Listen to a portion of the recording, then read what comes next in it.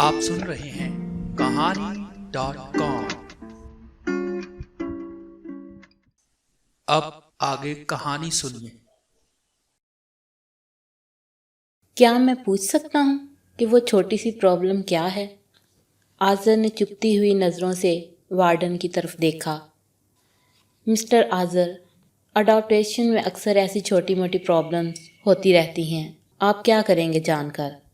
मैं आपको इसकी जगह दूसरा बच्चा तो दे ही रही हूँ, मिसिस सलीम ने गोल मोल से अंदाज में जवाब दिया। और इस बात की क्या गारंटी है कि आपकी ये छोटी मोटी प्रॉब्लम्स इस बच्चे के हवाले से नहीं होंगी? इसके अंदाज में तंज नुमाया था। अब आप जिरा करेंगे तो मैं, उन्होंने किसी कदर बिजारियत से कहकर बात अधूरी छोड़ दी।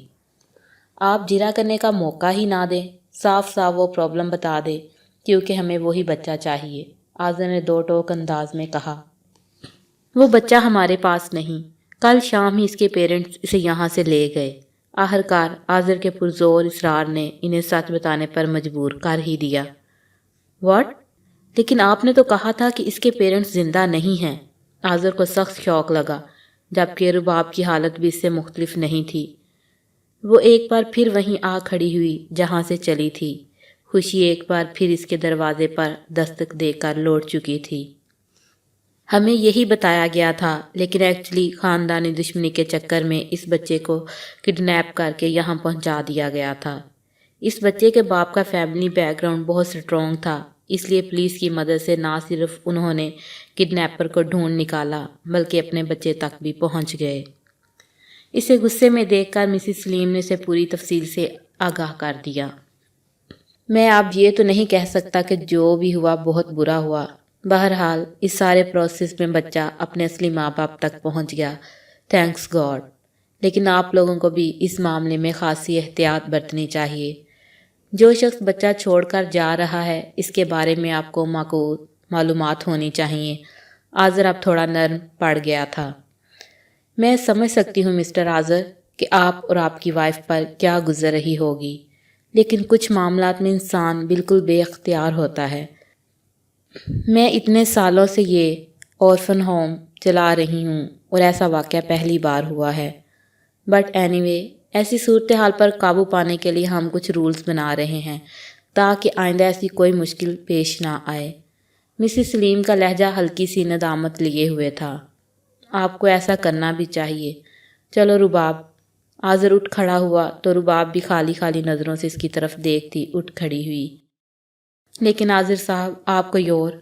इन दोनों को यूं उठता देखकर वो भी किसी कदर बौखला कर खड़ी हो गईं। प्लीज़ मिसिस सलीम, हमें सोचने के लिए वक्त दरकार है। आज़र ने हाथों के इशारे से इन्हें मज़ीद कुछ कहने से रोक दिया और रुबाब को लिए वहाँ से चला गया। इस दिन के बाद से रुबाब बिल्कुल बुझ कर रह गई थी। हालांकि वो कोशिश करती थी कि आज़र के सामने मुस्कुराती रहे, लेकिन इसकी आंखें इसकी खोखली मुस्कुराहट का साथ नहीं दे पाती थीं और आज़र इसे यूं अंदर ही अंदर घुटता देखकर सवाए इसे तसल्लियाँ देने के और कुछ नहीं कर पा रहा था। वो किचन में रात के खाने की तैयारी में मसरूफ़ थी। आज़र इसे चाय बनाने का कहने किचन में आया तो किचन का मंजर देखकर एक पल के लिए तो वो हैरान रह गया। रुबाब के दुपट्टे के पल्लू में आग लगी हुई थी और वह चूल्हे के करीब खड़ी ना जाने किन ख्यालों में खोई हुई थी।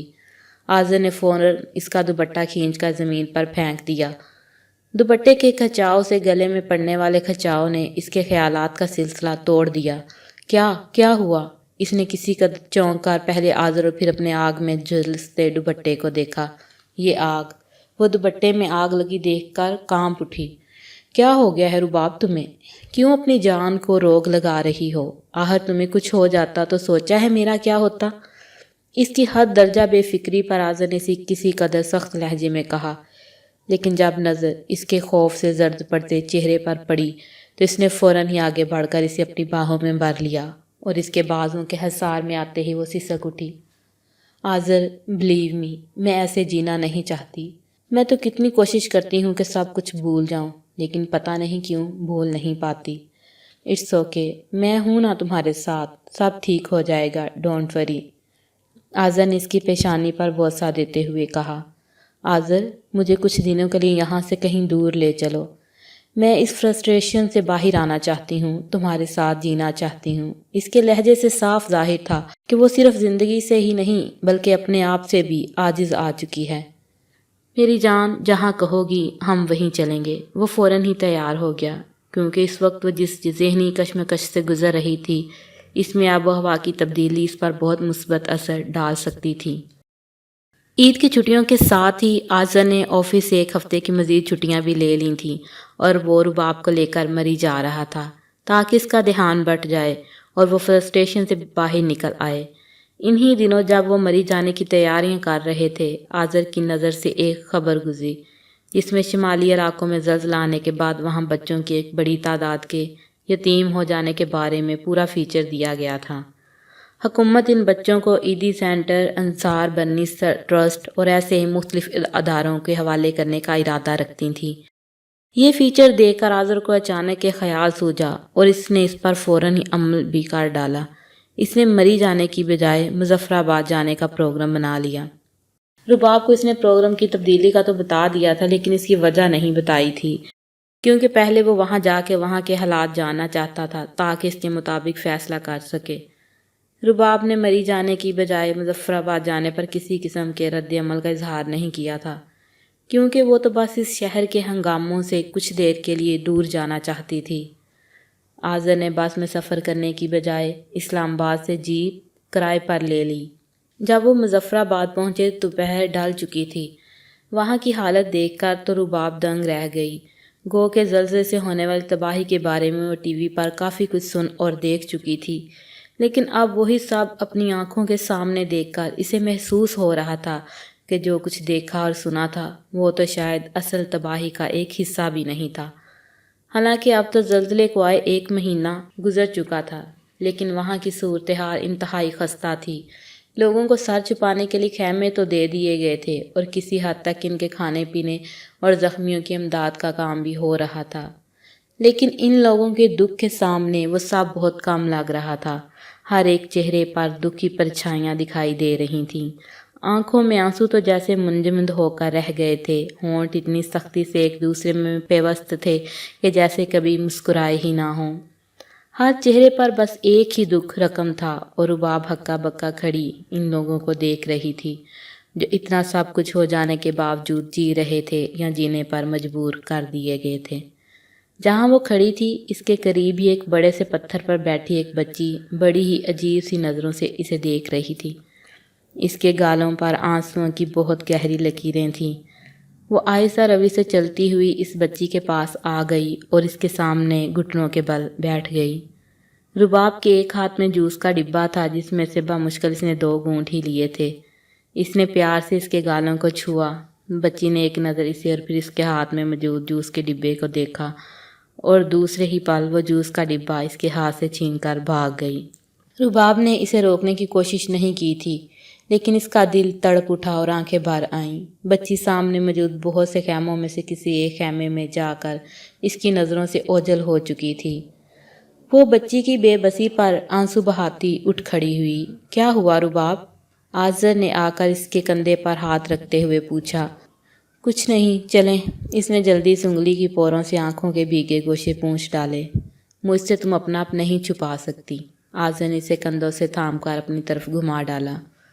آذر نے مظفر آباد سے تقریباً 2 گھنٹے کی ڈرائیو پر ایک پرانا سا کاٹیج 1 ہفتے کے لیے رینٹ پر لے لیا تھا، لیکن یہاں کے جو حالات تھے ایسے میں رباب کا ان کے درمیان رہنا اسے مزید فرسٹریٹ کر سکتا تھا۔ ویسے بھی وہ اتنی حساس تھی کہ یہ سب برداشت نہیں کر سکتی تھی۔ آذر نے رباب کو اصلی بات نہیں بتائی تھی کہ وہ بچے کے لیے یہاں آئے ہوئے تھے، مگر رباب کو کچھ شک سا تھا کہ آذر یہ ساری مشکل اس کے لیے ہی اٹھا رہا ہے۔ پچھلے 5 دنوں سے وہ روزانہ یہاں آ رہے تھے، لیکن اب تک کوئی مثبت نتیجہ برآمد نہیں ہوا تھا۔ یہاں سے بچے کی اڈاپٹیشن اتنا بڑا مسئلہ بن جائے گی اس کا آذر کو بالکل بھی اندازہ نہیں تھا، بلکہ وہ تو یہاں آیا ہی اس لیے تھا کہ نہ صرف بچے کی کسٹڈی انہیں آرام سے مل جائے گی، بلکہ بعد میں کوئی پرابلم ہونے کے چانسز بھی بہت کم تھے۔ لیکن یہاں سب کچھ اس کی سوچ کے برعکس ہو رہا تھا۔ ایک 2 سالہ بچی نے بے حد پسند آئی تھی، اور اس زلزلے میں اس بچی کے قریبی رشتہ داروں میں سے کوئی بھی زندہ نہیں بچا تھا۔ گھر کے تمام افراد ختم ہو گئے تھے، صرف یہ بچی ہی کراماتی طور پر بچ گئی تھی۔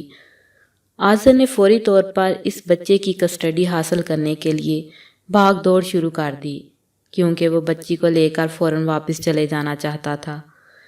لیکن یہاں ایسے تمام یتیم اور بے سہارا بچوں کو حکومت کے نمائندوں کی نگرانی میں رکھا گیا تھا، اور وہ لوگ فی الحال کسی بھی بچے کی کسٹڈی دینے کے لیے تیار نہیں تھے۔ وہ تمام بچوں کو مختلف موقر اداروں کے سپرد کرنا چاہ رہے تھے تاکہ جو چاہے انہیں وہاں سے اڈاپٹ کر سکے۔